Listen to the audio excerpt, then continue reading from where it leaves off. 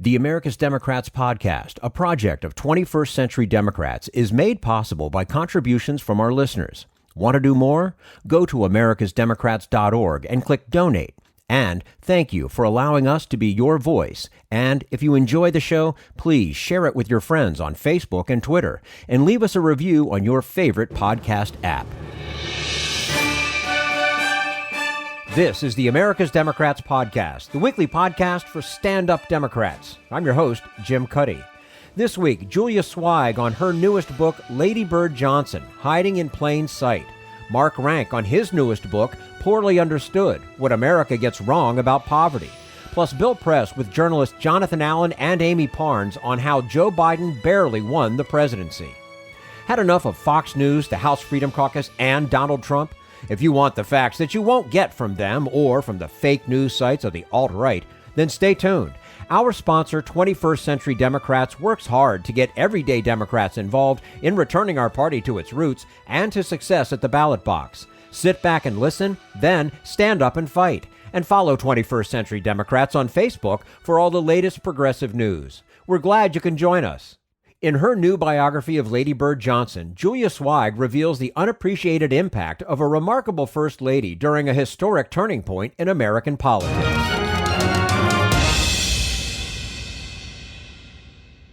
And we say hello to Julia Sweig, New York Times best-selling author, scholar, and entrepreneur. She's also an internationally recognized authority on Latin America and U.S. foreign policy. Her most recent book, released to great critical acclaim, Lady Bird Johnson, Hiding in Plain Sight. Julia Sweig, thank you so much for joining us today on the America's Democrats podcast. I'm delighted to be here with you, Jim. Thank you. You're quite welcome, and our pleasure to have you with us. You know, writing a book can easily take over an author's life. I probably don't have to tell you that. And it's clear that writing this book and the way it was written was an all-consuming task. Tell us a bit about the process of writing this book and why you decided to make the commitment. Well, the process, as you say, was a very long one, but it was clear to me very early on that I would need to make the commitment in order to do the subject justice, because it turns out, and I didn't know this until I knew it, that Lady Bird Johnson left behind a huge trove of archival material at the LBJ Library in Austin, Texas. And I just knew right away it would take me a very long time to get through it, to do her justice, to place her into the LBJ presidency. And principally that's, but not just this, the 123 hours of audio tape that she recorded while she was in the White House, right? These are the other LBJ tapes. They weren't secretly recorded, but they form the basis of her enormous archival material. So the commitment then, I think once I got into it, it stayed interesting to me. I did have to comb through the material, and that did take time. But listening to her, reading the transcripts, placing it in the context of all of the secondary material, literature, history written about LBJ, and seeing beat by beat how her story upended so much of the received wisdom, that kept my attention. What and foresight? Plus, I'm not a quitter, so I had to finish. Right. Of course. And what foresight by the First Lady at that time to take the opportunity to make sure there's all this record of things. And, you describe a woman who was both of her time and ahead of her time. Within the context of being a First Lady, how were those two things true at the same time? Well, I think all of us have complexity and duality and mindsets that are shaped in one era but then evolve over the time of our lives. So I think that's not unique to her. But in her specific case, she was born at the beginning of the 20th century.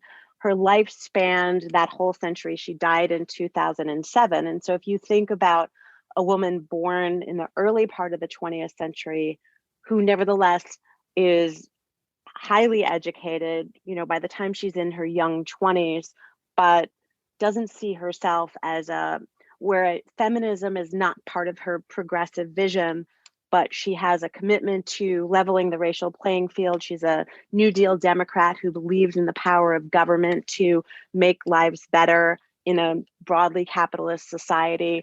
She was not of her time by the 1960s. She wasn't a person who called herself a feminist, for example. But there she was, very much a feminist in her own way.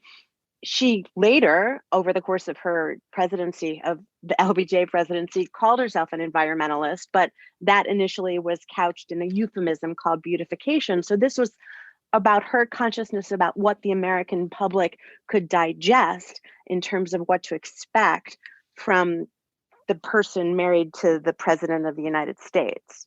Mm-hmm. In documenting the remarkable influence of Lady Bird Johnson within her husband's administration, how do you now understand her relationship with LBJ that created the space for that kind of influence? Well, that's an excellent question. And, she wrote something early on that I read at the beginning of this process. She wrote to another biographer who was writing about her at the time that it would be impossible to understand her or Lyndon other than as having their lives completely intertwined with one another. And that says to me, look, this is a long marriage with many layers of complexity. And it was ultimately a political enterprise and one of mutual interdependence. And that grew over time, over the course of his political career. I'm talking about a dynamic that most people would maybe recognize in a more modern era, because we think about that marriage and that dynamic as one in which the big, powerful, mean LBJ played around on her, was publicly sometimes really kind of awfully abusive as the received wisdom goes. But when you peel back the layers, what you see is, in fact, an experience in which that focus on that aspect of the presidency really diminishes her of substance and deprives her of that role that they had of this joint enterprise that they were in for 3 decades together. Now, Lady Bird Johnson, as you touched on a moment ago, is most well known for what became her defining issue, which, as you said, they refer to as beautification. And as the Texas Observer states in their review of your book, she was about a lot more than wildflowers. What's important to understand about her approach to beautification and what she was really trying to accomplish? Well, I like to think about the evolution of her environmentalism and the way it was described to the public as going from the ornamental to the fundamental. So early on, she took inspiration from the experience of Texas, which started beautifying its highways in the 1920s and 30s. Texas was a leader nationally in that. By the time she gets to the White House in the 1960s, she has now been a resident of Washington, D.C. for the last 30 years, commuting between D.C. and Texas. And she comes at the issue initially focusing on that ornamental, planting flowers in the touristy and monumental part of Washington, D.C., promoting this Highway Beautification Act, which was a lot deeper and a lot more radical in a way than is given credit. But it moves to the fundamental in the sense that she tries to marry, especially in Washington, D.C., the issue of environmental justice as we understand it today with civil rights, and which what I like to think of as democratic access to nature for Washingtonians in the most underserved neighborhoods who are primarily Black and poor and totally unrepresented, if you will, in the 1960s. Mm-hmm. Now, turning to LBJ's, Lyndon Johnson's defining issues, one of those, of course, is the Great Society. What did you learn in the course of writing this book about Lady Bird's influence on the evolution of the Great Society agenda?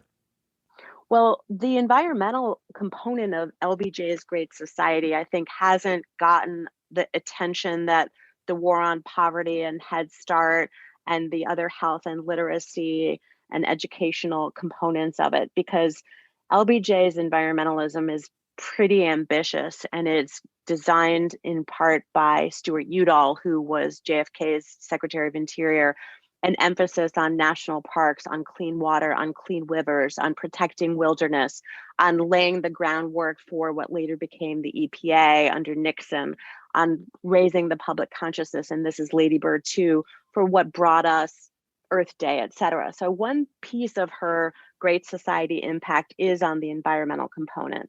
The other has to do, if we think broadly of civil rights as part of that Great Society, is that she was an active campaigner for it, especially in 1964 after the Civil Rights Act passed and they were going into the 1964 election, Lady Bird, who was raised in the South, whose family is from Alabama, who was much more of a deep Southerner than a West Texaner in a sense in terms of her orientation. She wanted to try to keep the South on the side of the Democratic Party. She didn't want to have the party lose the South by default because of just an assumption that white Southerners would not buy into leveling the racial playing field. So I think civil rights and her activism for it was a very big part. There's of course Head Start, but that's an issue that she's associated with that she actually didn't dive into quite as deeply. As far as LBJ's commitment to the Great Society and civil rights, that was something that the two of them came into office. That was the greatest domestic ambitions that they had, was to deepen and expand the progressive vision of FDR. They were FDR New Deal Democrats, and they saw it was in their DNA to try to expand what he had started. Mm-hmm. We're speaking to Julia Sweig, New York Times bestselling author, scholar, and entrepreneur, and her most recent book, Lady Bird Johnson, Hiding in Plain Sight. Elevating the power of women was a core commitment for Lady Bird Johnson. How did she change the norms about what we expect from not only a first lady, but women in any kind of powerful position?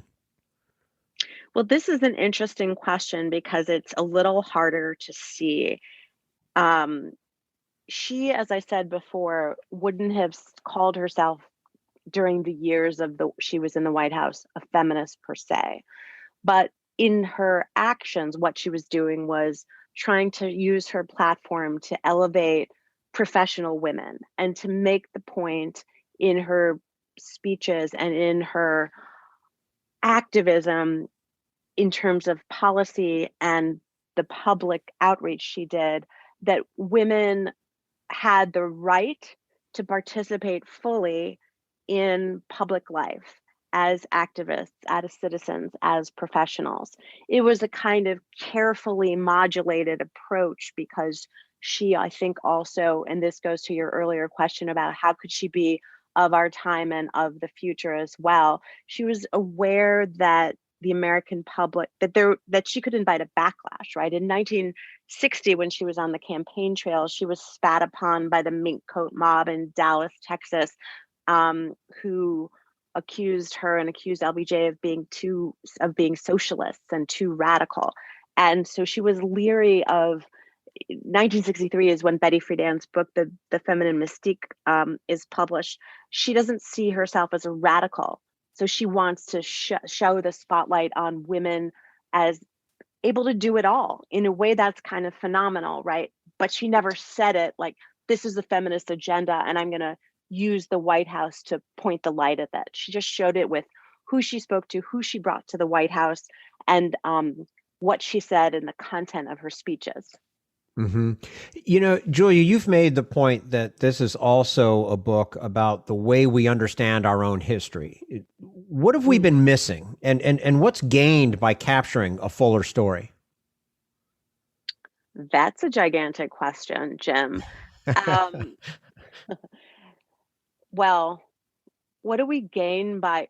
Tell me the first part of the question, if you don't mind. Just the point that this is also a book about the way we understand our own history. Right. Well, first point, the story of the American presidency has been told largely, I think mostly by men telling the story about male presidents. And in that, to paraphrase a current phrase, in that male gaze, what we see are certain questions that are asked about the executive exercising his power with a tiny cabal of inner circle people in his cabinet in the West Wing, but really sort of being at the top of this hierarchy where the partner in the White House is subordinate. And therefore, certain questions just haven't been asked. Certain historical resources and archival resources haven't been studied. I think that's one of the things that blew my mind about the LBJ presidency story, is that this historical material was sitting at the LBJ library for a very long time and largely sneezed past by almost everyone who wrote about that presidency. So when you ask the question about how did the partner in the White House shape X presidency, and that's a question we were talking before that really hasn't been asked, you get a much more complicated and more layered view of any presidency, certainly of this one. So I think the second part of your question, why does this matter, is simply that we need to know who we are as a nation, what makes up the fabric of our society, who we were, how we got to this moment, and who we're becoming. And I think that's a iterative process, right? There's never going to be one definitive answer to that. Right. But it certainly matters for how we think of ourselves in our society today and where we're going tomorrow. It seems to me that as you think about this and you think about that time, and as you said, it was men talking about men, basically, in the executive office. And only half the story has ever been told about so many first ladies, and especially Lady Bird Johnson. True. And I wouldn't, I'm not a first lady historian, so I'm not prepared to say that each first lady that we've ever had has had as significant an influence in shaping her husband's presidency. This will certainly change when we have a female president, right? Because automatically you'll have permission given to have a whole new set of people telling her story. And that's going to generate a much more sophisticated and layered understanding of that history. Mm-hmm. Now, so many of the issues that the Johnson administration fought for in terms of civil rights and the role of government in helping people create a better life are still being fought today. As a historian, do you see us any closer to resolving these battles than we were in the 1960s? Well, one of the things that I observed, of course, and lived through while writing this book was the vulnerability of our society to having its worst aspects stoked and brought to the surface. And so when we experience the racial reckoning in this country that we're still undertaking, of course, I think about the 1960s and this notion that the Civil Rights Act and the Voting Rights Act and then the Fair Housing Act of 1968 were kind of the end of the story. This notion that maybe primarily white Americans had that okay, problem solved. Now we can just move forward as one, as whole. But no, yes, I think we're closer. I think we're closer than we were in 1958. We were closer by 1968. But I think what we've learned in the last few years is that the structural, institutional, racial, and economic divide that are totally deeply intertwined have such deep roots. And I think that's where you get you think about the liberal reformist ethos of the 1960s, really not fully understanding the depth of the influence of enslaving so many people, not just on those people and their descendants, but on all of us. Mm-hmm. So are we closer? Yes, we are. Our public consciousness has been raised, but we're far from done. Is it fair to say that we're not as close as we perhaps thought? Oh, it's 100% fair to say we're not as close as we thought. And if we had this conversation 10 years from now, after my next book, I hope that we'll be a little bit closer in the future than we are by comparison to 40 years ago. Well, we certainly look forward to that next book. I'm sorry that it's going to take another 10 years, but I hope it doesn't. Maybe might be my next 2 books. Right. That would be wonderful. Julia Sweig, New York Times bestselling author of her most recent book is Lady Bird Johnson, Hiding in Plain Sight. Julia, thank you so much for your time with us today. We do look forward to having you back again sooner than 10 years. Thank you very much, Jim. It's been great to be with you today. And you as well. And this is the America's Democrats podcast, the weekly podcast for stand-up Democrats.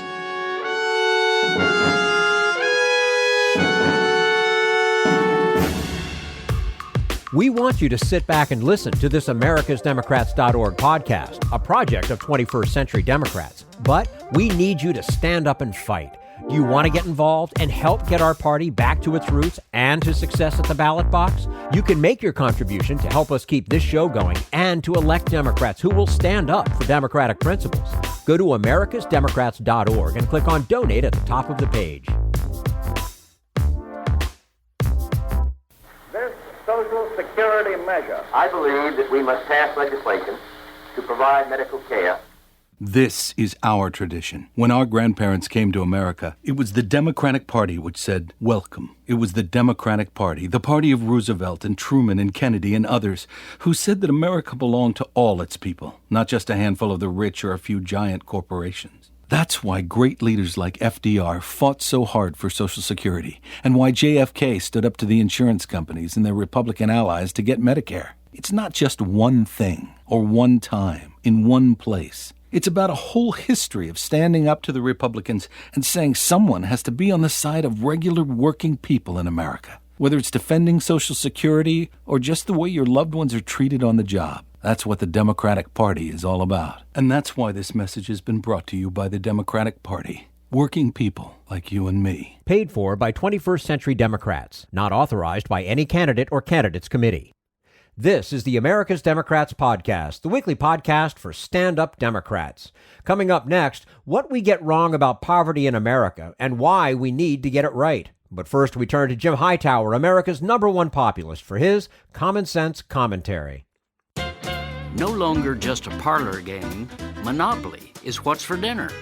Practically every commodity and every step in producing our family's most essential consumer purchase is in the tight grip of 4 or fewer global conglomerates. 4 chemical giants control more than 2/3 of the world market for commercial seeds. Tyson Foods and 3 other meat packers control 60% of the U.S. poultry market, while just 3 global packers control 85% of U.S. beef market and 71% of the pork market. 4 multinational grain trading powers control 90% of all grain marketed in the world. 2 conglomerates control nearly half of the U.S. market for tractors and other farm machinery. The biggest buyers of farmland are multi-billion-dollar Wall Street speculators, jacking up per-acre prices beyond what family farmers, especially young people trying to get into farming, can pay. Indeed, the largest owner of U.S. agriculture land is super-rich tech mogul Bill Gates, who holds land in a dozen states that would amount to nearly a 400-square-mile farm, bigger than 4 Seattles, the sprawling metropolis where he lives. President Joe Biden has been a lifelong policy minimalist, but when running for president, he at least recognized the need to combat corporate power, promising, quote, to make sure farmers and producers have access to fair markets. Rhetoric aside, though, there is at this point no sense that he and his inside team grasp the structural enormity of what's at stake, nor have they come up with proposals to do the heavy lifting necessary to free America from the monopoly yoke. This is Jim Hightower saying, nonetheless, farm, labor, consumer, environmental, and other progressive advocates should move a broad, aggressive, anti-monopoly initiative to the top tier of our change agenda, because it can produce big, positive results for nearly every grassroots constituency.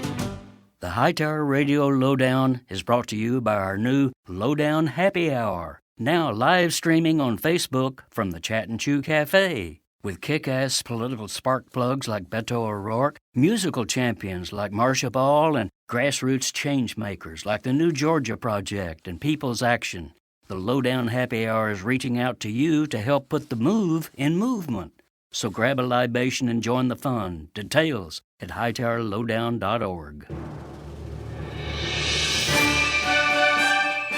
This is the America's Democrats podcast, the weekly podcast for stand-up Democrats.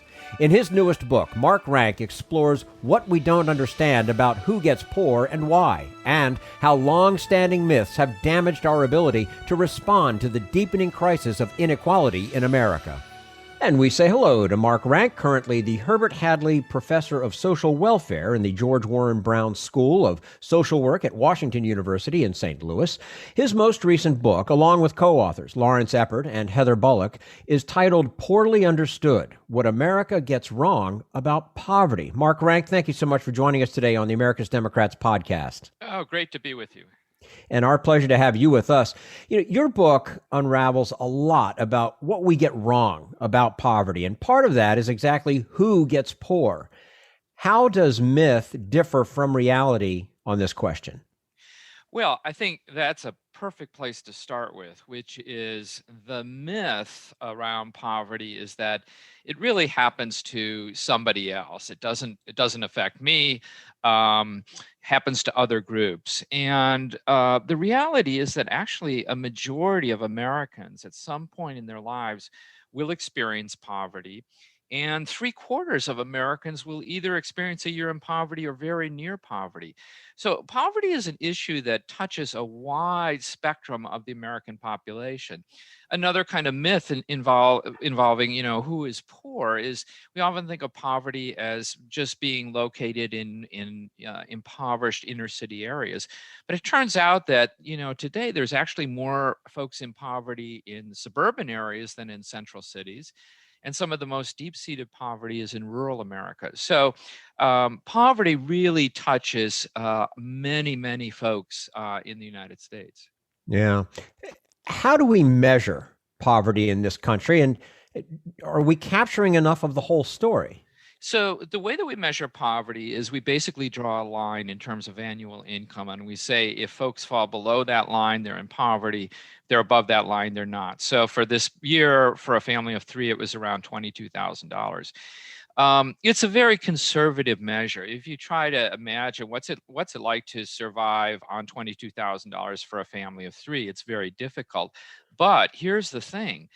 45% of people in poverty fall below half of that poverty line. So instead of trying to get by on an income of $22,000, imagine a family of three trying to get by on an income of $11,000. And so it's a very, very conservative measure of how many folks are in poverty. Yeah.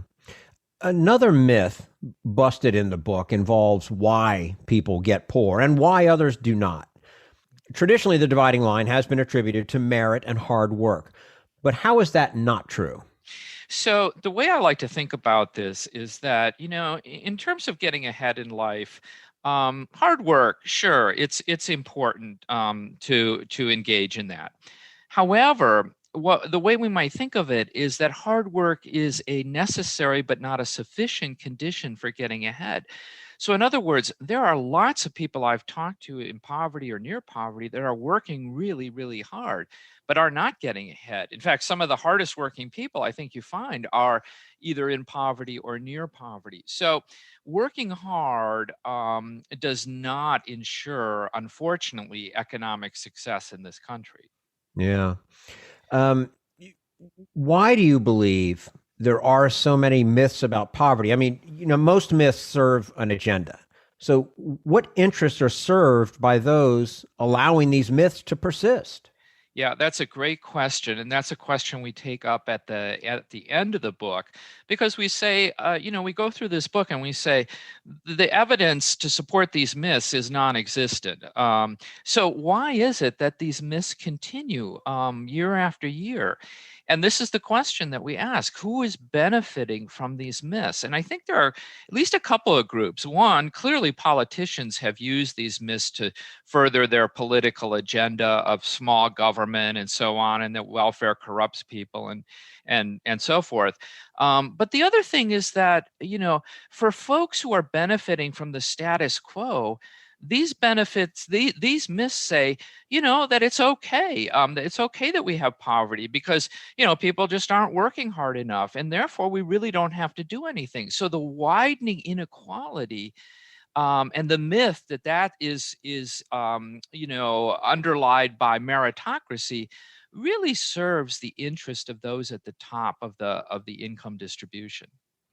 It's amazing the number of people that, and especially now here we are in this gig economy and that kind of thing. And you've got people working 2 and 3 jobs that are on welfare. And then you have people that will go out and complain about the welfare system. All these people, they're not working hard. No, they are working. Most people on welfare are working. And I don't know where this false narrative comes from.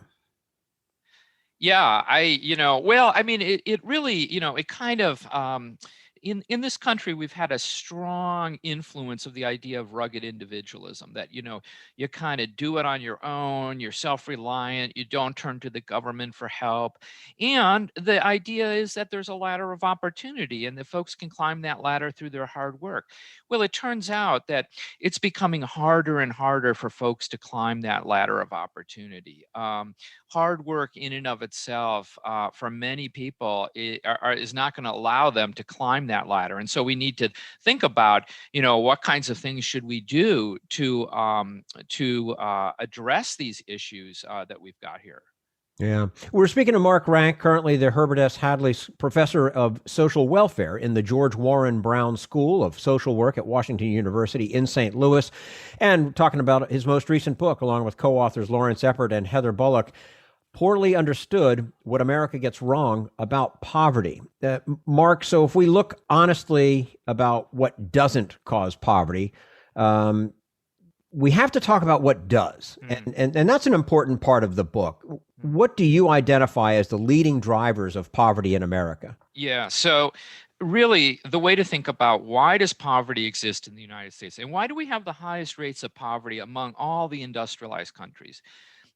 The reason is because there's a failing at the structural level. There's a failing at the economic level, and there's a failing at the political level. So in terms of the economic level, we've been producing more and more low-wage jobs that can't support families. So it's estimated that about 40% of all jobs today in the United States are low-paying jobs. That is less than $16 an hour. If you work at one of those jobs, you're still going to be in poverty. So that's a failing at the economic level. And then at the political and policy level, in this country, we have an extremely weak social safety net. And so when things happen to people that can throw them into poverty, like losing a job or family splitting up or getting sick or a pandemic, there's not a lot to support folks. And that's a failing at the policy and the political level. So that's what we really need to focus on, is addressing these structural failings rather than always focusing on individual failings. The book promises, and I'll quote, an innovative blueprint for how the nation can move forward to effectively alleviate American poverty, close quote. What does innovation mean in the context of ending poverty? And if you would, some examples of innovative solutions. Yeah. So again, what we need to think about is our policy solutions addressing these structural failings. So what we need to do is we need to have policies that increase the number of decent paying livable wage jobs. That would involve raising the minimum wage to a livable wage. It would involve other issues around that. We need to think about the kinds of social supports that people have and that many other countries provide, such as universal health care, affordable, accessible childcare, and so on. And we should think about long-term policies that actually build the assets of folks on the lower end of the income distribution. We do that for middle and upper income folks, but we really don't do that for individuals at the lower end. And that's a kind of a longer-term strategy. So, what we really need to do is focus on these structural failings, and that's the way to really address poverty in this country. And Mark, as you well know, we often hear the call, especially among progressives, for an economy that works for everyone. But is that possible? Not only is it possible, it's necessary. And what you have is that as we've had this widening inequality over the last 40 or 50 years, this has actually been a drag on the economy. What we need to do is invest in our human potential. The result of that is a much stronger and much more competitive economy. We can't write off large segments of the population, so we need to invest in people's well-being. We need to invest so that people don't fall into poverty, because that results in a lot of extra extra costs and a drain on the economy. So not only is an economy for everyone possible, but it's definitely necessary. And if you could identify, that one next step that lawmakers could take to meaningfully deal with poverty, what would it be?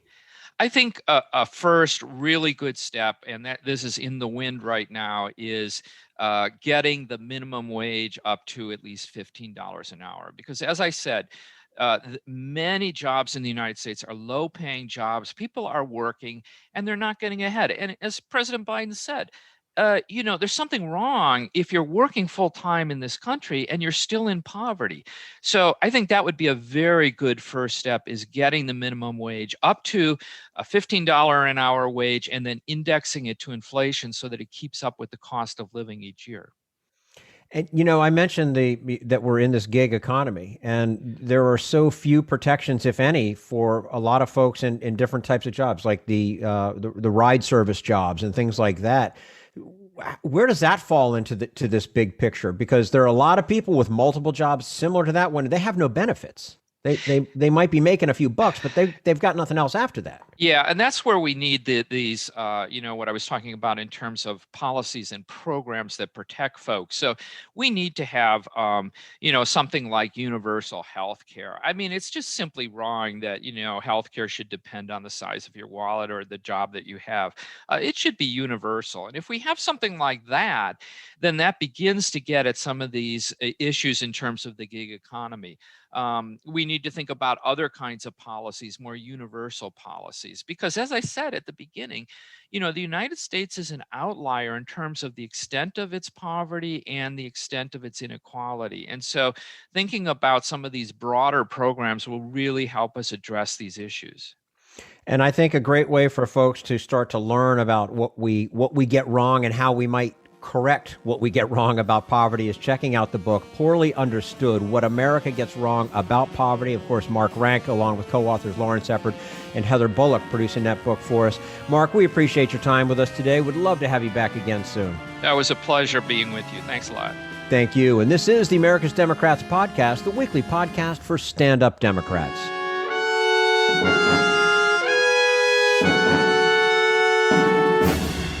We want you to sit back and listen, but we need you to stand up and fight. Help get our party back to its roots and to success at the ballot box. Make your contribution to keep the AmericasDemocrats.org podcast, a project of 21st Century Democrats, on the air, and help elect stand-up Democrats. Go to AmericasDemocrats.org and click on Donate at the top of the page.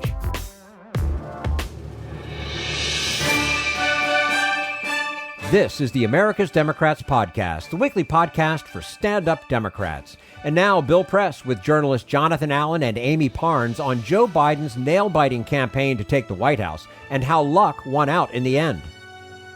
Let's start with the word barely. Okay, Joe Biden won by 7 million more votes than Donald Trump, a total of 81 million votes, more than any other presidential candidate in history. He got 306 electoral votes to Donald Trump's 232. Who wants to start? How can you say he barely won? I'm on it, Bill. Go for it, John. You're absolutely right. 81 million people showed up to vote for Joe Biden against Donald Trump, some mixture of the two. And the electoral vote margin was the same as Trump's win in 2016 that Trump said was a landslide. I think most people thought that Trump's victory in 2016 was not a landslide. If you'll recall, he won Pennsylvania, Michigan, and Wisconsin, the pivotal electoral vote states in that election, by about 77,000. Mm-hmm. All of them were pretty tight on a state-by-state basis. And that's the formation for the barely part in the subtitle of the book, which is that Biden's electoral college margin could have been undone by Donald Trump with 43,000 votes over the states of Georgia, Arizona, and Wisconsin. One of them was a quarter-point victory for Biden, one was a third of a point, and one was two-thirds of a point. Had Trump won those states, you get a 269 electoral college tie, it gets thrown to the House of Representatives, where the Republicans have a majority of the House delegations and would have made Donald Trump president again. And even if you want to get him to 270 electoral votes, he would have needed about 22,000 more in Nebraska's 2nd district to pull off an extra electoral vote. Either way you slice it, that is closer than the 2016 election in terms of what it would have taken for the loser to flip the Electoral College in their direction. We firmly believe that that's a very narrow margin. And the reason that we firmly believe it is because we talked to the campaign operatives in Joe Biden's campaign on election night, the next day, weeks afterward. And what they said was this election was a lot closer than they expected it to be. Some of them revealed, their thinking or that of others they were talking to high up in the campaign, on election night as they're biting their nails, as they're wondering how they're going to explain to the Democratic Party how they blew this one. There were several hours on election night, I think until basically Fox called Arizona for Biden, where both campaigns looked at the numbers coming in and believed that they were in a good position to win and also could possibly lose. And so, you go through all of that, and then you recall that it took 4 days for the networks to feel comfortable calling this election. And so, yes, you can look at 81 million votes in the popular vote to Trump's 74 million. But the way I think about that is like if you're playing chess, measuring your success by how many of the other person's pieces you've taken rather than whether you checkmated them. And in this case, the Democrats took a lot more pieces and won checkmate, but it was so very close. Yeah. Okay. So, Amie, let me throw you the second word, which is the title itself, lucky. Again, Joe Biden, he's been up 10 times and he's won 10 times in various elections on the ballot. He, at a time when nobody gave him a chance, right? In this election, Joe Biden said, "I'm not going to travel. I'm going to stay in the basement. I'm not going to go for the Green New Deal. I'm not going to go for defunding the police." You say, both of you say at the end of the book that with his notion of restoring the soul of the nation, he may have read what the country was looking for better than anybody else on the Democratic side. So isn't it a little more than luck? Aren't you selling him a little short? We're not really using lucky in the pejorative sense. It's more like we're posing a question. Was Joe Biden lucky? Was the country lucky? I think in the book, we kind of take you through to show you that both are probably true. I mean, we leave that up to your interpretation, to the reader's interpretation. But I think, we take you in scene after scene where he does sort of have luck at his back and wind at his back. And he does kind of have these lucky breaks at times, things that are out of his control and out of his reach. And so I think it encapsulates all of that. And I know some people say, no, I mean, this man has been anything but lucky in his life, and that is true. But we are taking a look at the election and how close it was and how nothing really moved the needle until, very few things did. And so it could have gone either way. As John talked about, it was so close. And that's what people don't really realize. Everyone's so focused on the popular vote. But when you look at the Electoral College, it was so much closer. And he did get some lucky breaks along the way. And so, Bill, I mean, you are a progressive and a divinity student. And former divinity student. Former divinity student. So perhaps you would explain it more as the breath of God at Joe Biden's back than luck. But we take you, sort of through scene after scene in this book of moments, particularly in the Democratic primary, where everything could have gone completely sideways for Biden. Yeah. And there were sort of external forces that were completely unpredictable. I mean, just for example, Pete Buttigieg's team gets wind of a bad poll question, not even a question that was bad, but one person who was called and Buttigieg's name was not on the list of people that they could choose for the Des Moines Register poll, which everyone in Iowa pays attention to as a bellwether of what's going to happen. And Buttigieg's team goes through this incredible, like, sort of political campaign to get CNN to not release the gold standard poll that has Joe Biden in a distant fourth place with like 13%, which means that for 2 days he doesn't have to listen to that right before the caucus, doesn't have to listen to how he's on track to lose. The caucuses themselves, if folks remember, there was not a winner declared on caucus night because the caucus app failed. The result reporting from the Democratic Party in Iowa didn't work. I mean, these are things that just,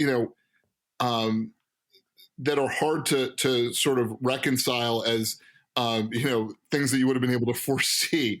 There's a moment where Elizabeth Warren decides that she's just so angry about the idea of Mike Bloomberg, she's just going to destroy him on a debate stage. And that, Bloomberg is looming over Biden's shoulder at that point. There are a lot of Democrats that think this is before the Nevada caucus, is before the South Carolina primary. There are a lot of Democrats that think that Biden might be replaced as Bloomberg as by Bloomberg as the establishment favorite. And Elizabeth Warren is just, she's like, I'm not going to let this billionaire buy his way into the election. And not only did she decide to do that, but she executes, sort of a hockey goon takeout of Mike Bloomberg, sort of hit upside the head with the stick from behind. And you sort of go through all these things, and we take them take you through them in the book, sort of moments where things could have gone sideways for Biden and didn't. And then, of course, we quote Anita Dunn talking to an associate after COVID hits, saying COVID is the best thing that ever happened to Joe Biden. Right. You couldn't predict the pandemic. No, let me pick up there, because I was going to ask Amie, when you mentioned about luck along the way, in a perverse way, the coronavirus was lucky for Biden, Amie, right? I mean, if Trump, let me ask you this question. If Trump had done better on the coronavirus, took it seriously, showed some leadership, he could easily have won. Yeah. Would you agree? Yes. And I not only agree, I agree because we talked to people inside the Biden campaign who agreed with that. If he would have acted just a little more presidential, if he wouldn't have told people to inject bleach, if, there were a million things that he could have done better. Even when he got out of the hospital, if he would have just said, I've been through it, it's really tough. We need to kind of hunker down and get through this together. But of course he didn't. But, I do think that was a big, and we also have a scene in the book. This is so Biden focused, this book, but we also have a lot of Trump in there. Oh, yeah. We have a scene in the book where Trump is talking to his campaign manager at the time, Brad Parscale, and he's not taking the virus very seriously. And Parscale is kind of warning him, this could be your undoing. And he doesn't believe him. He's like, what does this have to do with politics? And I think he thought that if the economy was good and everything was sort of intact, that he could still win. So if he would have taken any of that like a little more seriously, I think he could have won. But as John mentioned, we do have a scene in the book where Anita Dunn, who is Biden's senior advisor, is essentially, she tells an associate, COVID is the best thing that ever happened to him, meaning Biden. And I think she says that because a lot of his advisors were worried that he has this tendency for these verbal blunders and these missteps and gaffes. And this sort of COVID took him off the campaign trail, and it allowed for him to kind of let Trump implode while taking kind of a back seat, and the spotlight wasn't on him. And I think that was good because there could have been an opportunity or two or three where he did make one of those verbal blunders, and it could have, it really wouldn't have been a good thing for him. Mm-hmm. I think, I'm not sure whether it's one of you or someone else that you quote in the book makes the point that Trump was his own worst enemy. So John, it sounds contradictory, but did Biden win this election or did Trump lose this election? I think more Trump lost this election. I mean, he did everything that he possibly could to alienate any persuadable voter. He did everything he could to ratchet up the Democratic base and get Democrats excited to come out and vote against him. And look, I mean, partially as a cautionary tale for Democrats, a couple of things. Number one, Trump did get 74 million votes. So while Biden increased the Democratic vote total across the country by more than Trump did, I think a lot of Democrats were surprised to see Trump increase his vote total by about 17% across the country after 4 years of conducting himself the way he did. And look, when we talk about lucky, the other thing is we believe that in a lot of ways, luck is the residue of design. As Branch Rickey, the general manager of the Brooklyn Dodgers, who signed Jackie Robinson to the first major league contract for an African-American player, had once said. And the idea is that like Biden was in a good position to take advantage of his breaks. And at the outset, he kind of understood where the country was and was able to frame his campaign around that. And that all credits to him. But I think it would have been impossible for him to predict the degree to which the incompetence and lack of character and lack of compassion that he saw in Trump would reveal itself in such incredibly stark relief as a result of COVID. Yeah. Just like I said before, that was unpredictable, and it was so helpful to Biden's message. Right. That Trump was out there doing all the things that he was doing, and never really stopping to talk about the human toll of this disease. You in the book, you cite several moments that really did make a difference, some key turning points. Amie, how important for Biden was it, his announcement, I'm going to appoint a woman as my vice presidential nominee? I think it was really important. And as we kind of learn in the book, that was something that he had wanted to do even before he announced a run for the presidency. He kind of kicked the idea around in 2018 with some advisors. And I think he always thought that was a good idea. He even at one point, and we report this in the book, he talked about in the 2016 cycle, if he was going to run, he talked to Elizabeth Warren about possibly picking her for. He basically offered her the job, didn't he? Exactly. Yeah. And she turns it down. But, just to show you, he was really thinking about this for a long time. And I think, we have a very interesting moment in the book where he is, everyone expects him to pick a Black female president because of all of the protests last year around racial justice and justice. And so I think we have the scene where he calls Jim Clyburn and he is essentially asking him for permission to maybe look around and pick someone else. Maybe he wasn't so completely enamored with Kamala Harris at the time. And his aides tell us that he really liked Gretchen Whitmer a lot more than was led on during the election. He flew her in at the last minute to talk to her. He identified with her in many ways and felt like she was very similar to his politics. So I think that he was considering people, other candidates up until the last minute, which I thought was pretty interesting. Right. And John, Amie mentions James Clyburn, right? If there's anybody responsible for what I get from your book, if there's anybody responsible for Joe Biden being where he is today, it's Congressman Clyburn. Do you agree?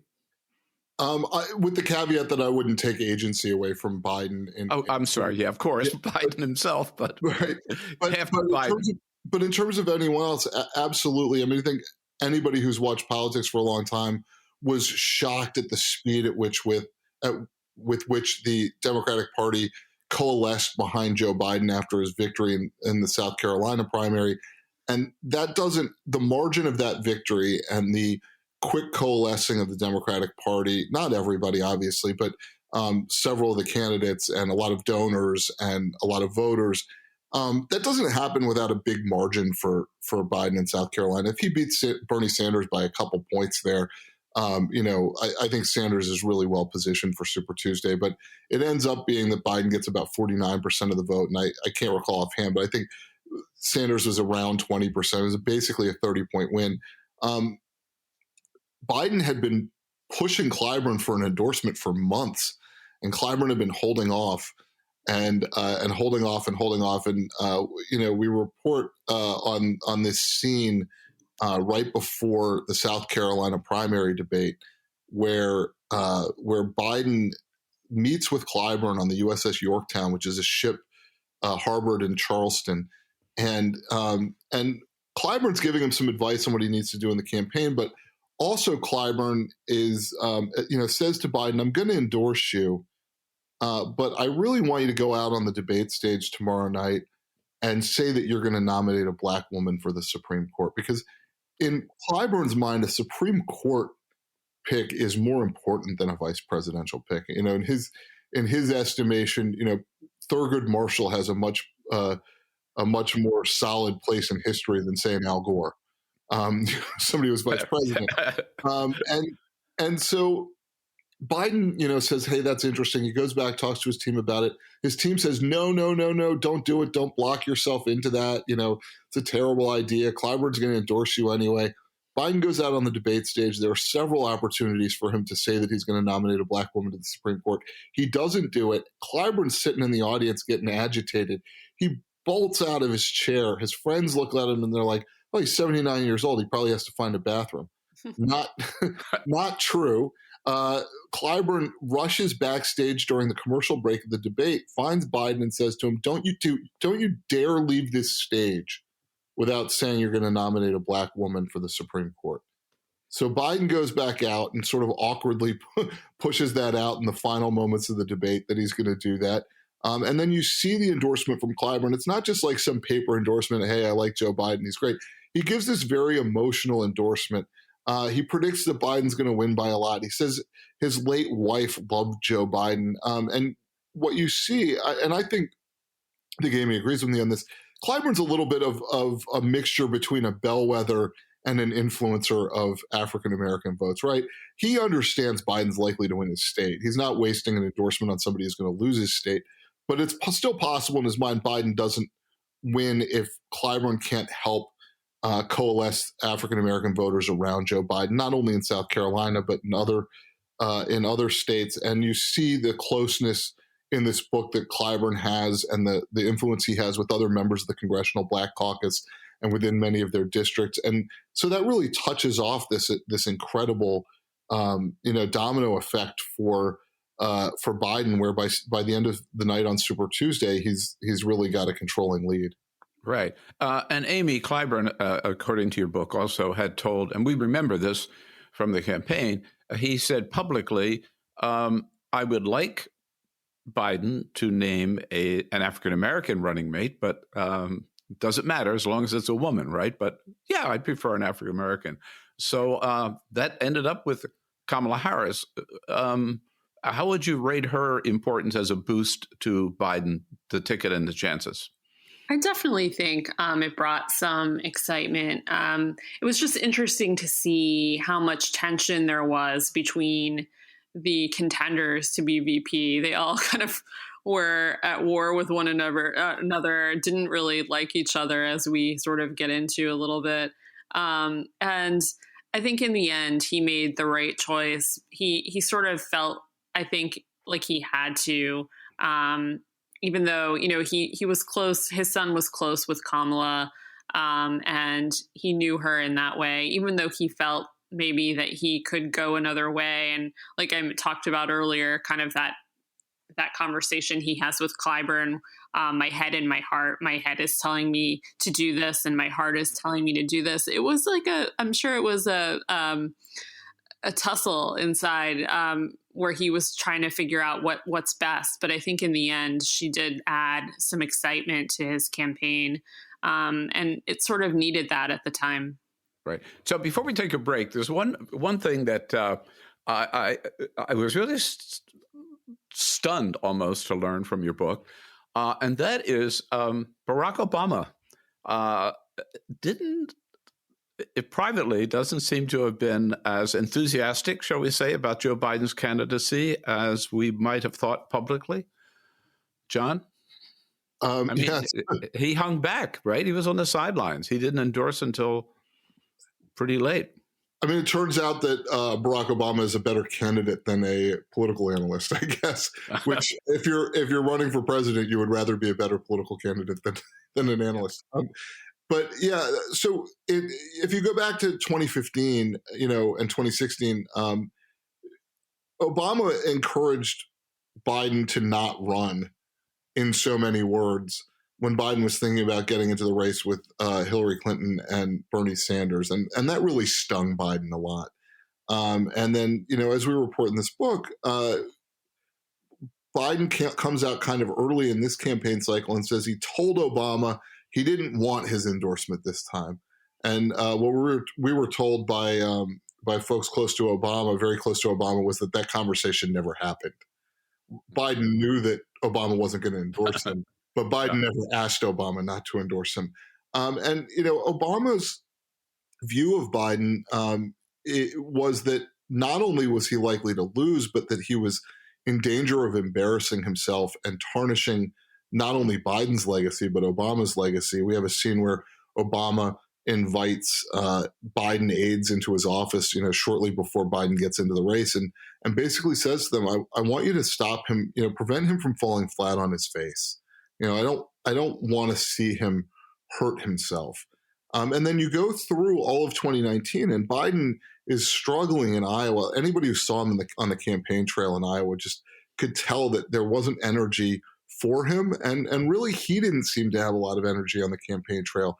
And, Obama kind of goes through what one person very close to him said to us was like a flirtation with a bunch of different candidates. I mean, at first he likes Beto O'Rourke. And then when Elizabeth Warren looks like she's taking off, we have a scene where Obama meets with some black executives, corporate executives at a nice brasserie in Manhattan, as former presidents do. And he's asked, what do you think about Warren? What do you think about Biden? What do you think about Buttigieg? And he gives this like sort of long sermon to these black corporate executives about how Warren would be a good nominee. And he stops short of giving an endorsement. He says basically, you notice I didn't endorse her, and the joke there is that he had basically just endorsed her without using the word. Yeah. And then he goes through Pete Buttigieg and he says, he's kind of making fun of Pete, and he's like, he's 38 but he looks 30. He's the mayor of a small town. He's gay and he's short, which is just kind of a shocking thing, right? That you wouldn't have expected that Obama would say. And then he wraps up his presentation, and someone says to him from the audience, "You forgot Joe Biden." And Obama really didn't have faith that Biden was going to do as well as he did. But once Biden took off, following the South Carolina primary, Obama realized that he was in a good place to win the nomination, and he needed a little push from inside the party. And Obama started making phone calls. He called Amy Klobuchar, he called Pete Buttigieg. We know that in that period, he was in contact with Bernie Sanders. And he gets off the sidelines to try to help that coalescing of the Democratic Party behind Biden.